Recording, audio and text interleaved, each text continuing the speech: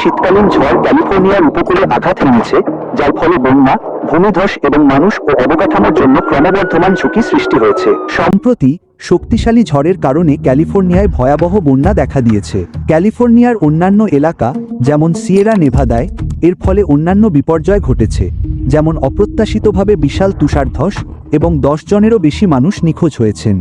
যা আরেকটি শীতকালীন ঝড় বলে মনে হচ্ছিল, তা আসলে ছিল আরও বিপজ্জনক কিছু, একটি ব্যবস্থা যা ইতিমধ্যেই চাপের মধ্যে ছিল এবং ভেঙে পড়তে শুরু করেছিল। একটি ডোমিনো এফেক্টের কথা ভাবুন। একটি অংশ দুর্বল হয়ে পড়লে বাকিগুলোও তার অনুসরণ করে, আর শুধু যে উপকূলরেখায় ভেঙে পড়তে শুরু করে তা নয়, ঝুঁকিটা আরও বেশি। আমরা মানুষের জীবন নিয়ে কথা বলছি। এটা সত্যি যে ক্যালিফোর্নিয়ার উপকূলরেখা দ্রুত পরিবর্তিত হয়, কিন্তু এর জন্য কোনো একটি কারণকে দায়ী করা যায় না, বরং এটি বিভিন্ন শক্তির এক দুর্ভাগ্যজনক সংমিশ্রণ। কয়েক দশক ধরে এই স্বর্গীয় উপকূলকে স্থায়ী বলে মনে করা হতো। ডেভেলপাররা একেবারে কিনারা ঘেঁষে নির্মাণ কাজ করেছে, মহাসড়কগুলো খাড়া পাহাড়ের গা ঘেঁষে তৈরি হয়েছে এবং সমুদ্র প্রাচীরগুলো সুরক্ষার প্রতিশ্রুতি দিয়েছে, কিন্তু উপকূলটি ক্রমশ ভঙ্গুর হয়ে উঠছিল। একটি ধ্বংসাত্মক আবহাওয়ার আঘাত থেকে পুরোপুরি সেরে ওঠার আগেই আরেকটি এসে পড়ত। শীতকালীন ঝড়ই প্রথম আঘাত হানে।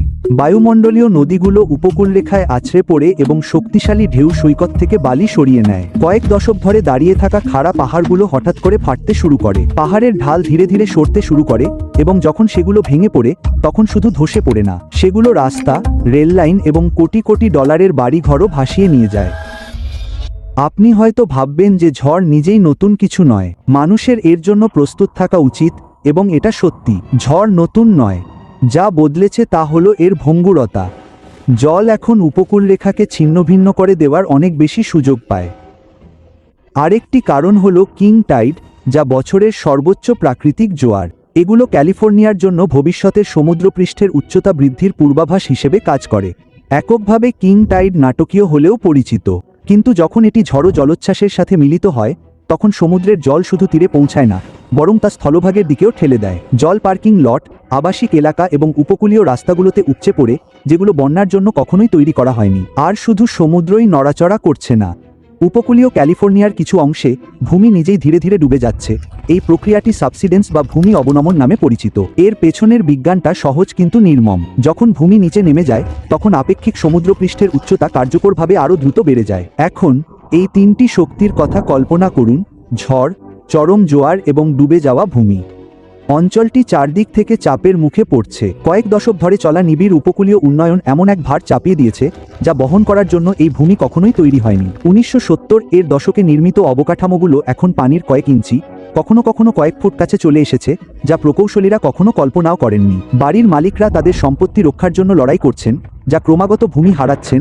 অন্যদিকে বীমা কোম্পানিগুলো নীরবে সবচেয়ে ঝুঁকিপূর্ণ এলাকাগুলো থেকে সরে যাচ্ছে। প্রতিটি ঝড় শুধু ক্ষতিই করে না, এটি সেখানে বসবাসকারী প্রত্যেকের জন্য সময়কে আরও দ্রুত এগিয়ে নিয়ে যায়। যখন বন্যার কারণে রাস্তাঘাট ও সৈকত বন্ধ হয়ে যায়, তখন পর্যটন থেমে যায়, শ্রমিকরা কাজের সময় হারায় এবং স্থানীয় ব্যবসাগুলো ক্ষতিগ্রস্ত হয়। আর এর ঝুঁকি বিশাল। শুধুমাত্র উপকূলীয় পর্যটনই ক্যালিফোর্নিয়ার $17.6 বিলিয়ন সামুদ্রিক অর্থনীতির প্রায় 39% গঠন করে। বৃহত্তর উপকূলীয় অর্থনীতি প্রায় $662 বিলিয়ন মজুরি এবং $1.7 ট্রিলিয়ন জিডিপি সমর্থন করে। প্রতিটি ধসে পড়া খাড়া পাড় এবং জলমগ্ন রাস্তার এখন এমন এক মূল্য রয়েছে যা উপকূলরেখা ছাড়িয়ে বহুদূর পর্যন্ত বিস্তৃত। ক্যালিফোর্নিয়ার উপকূল একটিমাত্র ভয়াবহ দুর্যোগের কারণে নতুন রূপ পাচ্ছে না, এটি চারদিক থেকে চাপের মুখে পড়ছে। স্থল ও সমুদ্রের সীমানা কখনোই স্থায়ী ছিল না, কিন্তু এখন তা স্থান পরিবর্তন করছে। তাই 2000 সাল থেকে বিশ্ব 5-এর বেশি মাত্রার 1700টিরও বেশি ভূমিকম্পের শিকার হয়েছে।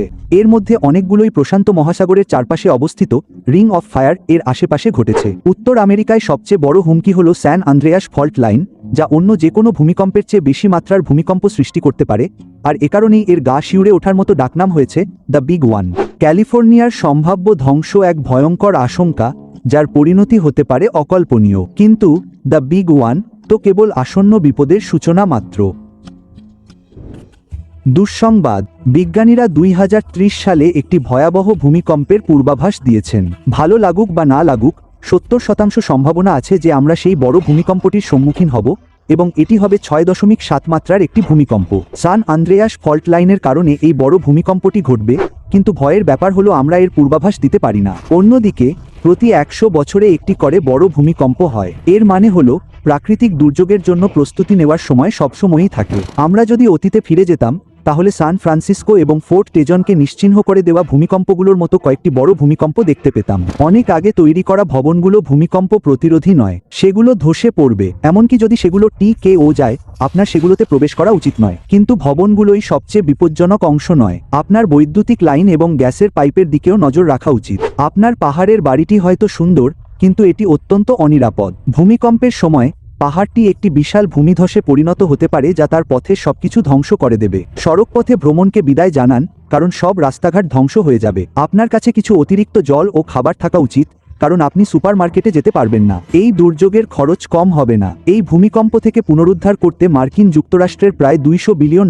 খরচ হবে। অন্তত এই ভূমিকম্প সুনামি সৃষ্টি করবে না, কিন্তু এমন কিছু আছে যা এই বড় ভূমিকম্পের চেয়েও বেশি ক্ষতি করতে পারে। কুখ্যাত ক্যাসকেডিয়া সাবডাকশন জোন ক্যালিফোর্নিয়া থেকে শুরু হয়ে একেবারে কানাডার ভ্যাঙ্কুভার পর্যন্ত বিস্তৃত। এই অঞ্চলের তুলনায় সান আন্দ্রেয়াস ফল্ট লাইন কিছুই নয়। এটি পৃথিবীর মানচিত্র থেকে পুরো উপকূলকে নিশ্চিহ্ন করে দিতে পারে। এটি একটি অতিশক্তির উদাহরণ। সাবডাকশন জোন হলো এমন টেকটনিক প্লেট যা একটির নিচে আরেকটি থাকতে বাধ্য হয় এবং ক্রমাগত একে অপরকে দূরে সরিয়ে নেয়। একটিকে বলা হয় উত্তর আমেরিকান প্লেট এবং অন্যটি জুয়ান ডি ফুকা প্লেট। এই ধরনের অঞ্চলগুলোর সাথে কোনোভাবেই আপোষ করা উচিত নয়, কারণ এগুলো ভূমিকম্পের জন্য ভয়ঙ্কর হটস্পট এবং অত্যন্ত বিপজ্জনক, কারণ এগুলো পানির নিচে বিশাল ভূমিকম্প ঘটায়। কিন্তু এগুলো তো পানির নিচে, তাই এগুলো আমাদের কি করতে পারে? আচ্ছা, এগুলো বিশাল সুনামি ঘটাতে পারে, শহর প্লাবিত করতে পারে এবং উপকূলরেখা ধ্বংস করতে পারে। এই মুহূর্তে সবচেয়ে সক্রিয় অঞ্চল হলো রিং অফ ফায়ার। ক্যাসকেডিয়া অঞ্চলটি হয়তো কম সক্রিয়, কিন্তু এটি একটি ঘুমন্ত পশুর মতো যা জেগে উঠে তার পথের সবকিছু ধ্বংস করে দিতে পারে এবং একটি যুগান্তকারী ভূমিকম্প ঘটাতে পারে। শেষবার এই সমস্ত চাপ মুক্ত হয়েছিল 1700 সালে। সান আন্দ্রেয়াস ভূমিকম্পের মতো নয়, এটি বিশাল সুনামি এবং আরও অনেক বড় কম্পন সৃষ্টি করবে। আশা করি সেই সময় আপনি কোনো খোলা মাঠে ক্যাম্পিং করবেন, কারণ বেশিরভাগ ভবন এবং সেতু সম্ভবত ধ্বংস হয়ে যাবে। এছাড়াও আফটারশোকের জন্য প্রস্তুত থাকুন, কারণ সেগুলো বিধ্বংসী হবে। প্রকৃতিও রেহাই পাবে না। ভূমিধস প্রাণীদের বাসস্থান পরিবর্তন করে দেবে, এমনকি আমাদের বাড়িঘরও চিরতরে বদলে যাবে। সৌভাগ্যবশত সুড়ঙ্গের শেষে আলো আছে এবং বিজ্ঞানীরা আমাদের নিরাপত্তা নিশ্চিত করতে তাদের সাধ্যমতো সবকিছু করছেন। নতুন নিয়মকানুন প্রয়োগ করা হয়েছে। প্রতিটি নতুন ভবনকে অবশ্যই বিশাল কম্পন সহ্য করতে সক্ষম হতে হবে। তারা আধুনিক সতর্কীকরণ ব্যবস্থা তৈরি করছে এবং প্রতিটি নতুন অবকাঠামোকে অবশ্যই কঠোর দ্রুত প্রতিরোধী নির্দেশিকা অনুসরণ করতে হবে। জুয়ান ডি ফুকা এবং উত্তর আমেরিকান প্লেটগুলো একে অপরের সাথে আটকে আছে, কিন্তু সেগুলো চিরকাল এভাবে থাকবে না। যখন এগুলো খুলে যাবে, তখন একটি প্রচণ্ড কম্পনের জন্য প্রস্তুত থাকুন। আপনি ভূমিকম্পের কেন্দ্রস্থলের যত কাছে থাকবেন, তত বেশি ক্ষয়ক্ষতির সম্মুখীন হবেন। কিন্তু আপনি যদি ভাগ্যবান হয়ে দূরেও থাকেন, তবুও কিছু সময়ের জন্য মাটির কম্পন অনুভব করতে পারেন।